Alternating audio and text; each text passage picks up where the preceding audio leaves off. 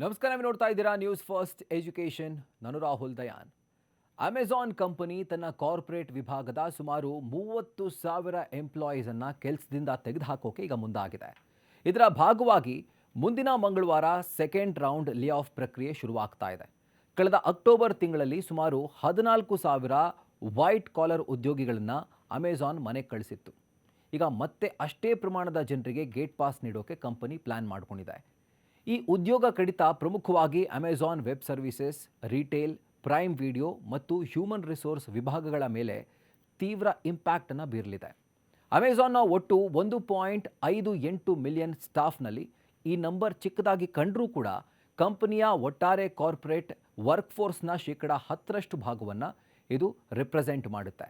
ಅಮೆಜಾನ್ನ ಹೆಚ್ಚಿನ ವರ್ಕರ್ಸ್ ವೇರ್ಹೌಸ್ಗಳಲ್ಲಿ ಕೆಲಸ ಮಾಡ್ತಾ ಇದ್ದು, ಸದ್ಯದ ಕಡಿತ ಕೇವಲ ಆಫೀಸ್ ಉದ್ಯೋಗಿಗಳಿಗೆ ಮಾತ್ರ ಸೀಮಿತವಾಗಿದೆ.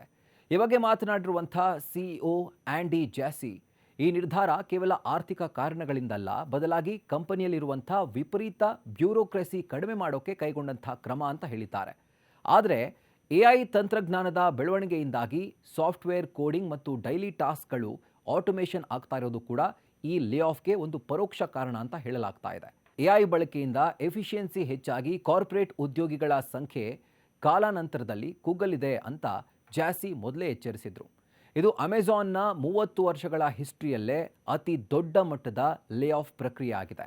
ಈ ಹಿಂದೆ 2022ರಲ್ಲಿ ಕಂಪನಿ ಸುಮಾರು 27,000 ಜಾಬ್ ಕಟ್ ಮಾಡಿತ್ತು. ಈಗಿನ 30,000 ಉದ್ಯೋಗಿಗಳ ಕಡಿತವು ಆ ರೆಕಾರ್ಡನ್ನು ಬ್ರೇಕ್ ಮಾಡಲಿದ್ದು, ಕಂಪನಿ ಕಾಸ್ಟ್ ಸೇವಿಂಗ್ ಮಾಡೋಕೆ ಮತ್ತು ಜನರ ಮೇಲಿನ ಡಿಪೆಂಡೆನ್ಸಿಯನ್ನು ಕಡಿಮೆ ಮಾಡೋಕೆ AI ಏಜೆಂಟ್ಗಳನ್ನು ಹೆಚ್ಚಾಗಿ ಅವಲಂಬನೆ ಮಾಡ್ತಾ ಇರೋದು ಈ ದೊಡ್ಡ ಬದಲಾವಣೆಗೆ ಸಾಕ್ಷಿಯಾಗಿದೆ.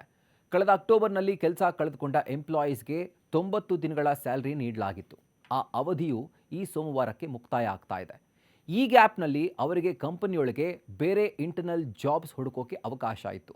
ಈಗ ಮಂಗಳವಾರದಿಂದ ಶುರುವಾಗಲಿರುವಂಥ 2ನೇ ಹಂತದ ವಜಾ ಪ್ರಕ್ರಿಯೆಯು ಸಾವಿರಾರು ಉದ್ಯೋಗಿಗಳ ಭವಿಷ್ಯದ ಬಗ್ಗೆ ಮತ್ತೆ ಆತಂಕ ಮತ್ತು ಟೆನ್ಷನನ್ನು ಕ್ರಿಯೇಟ್ ಮಾಡಿದೆ.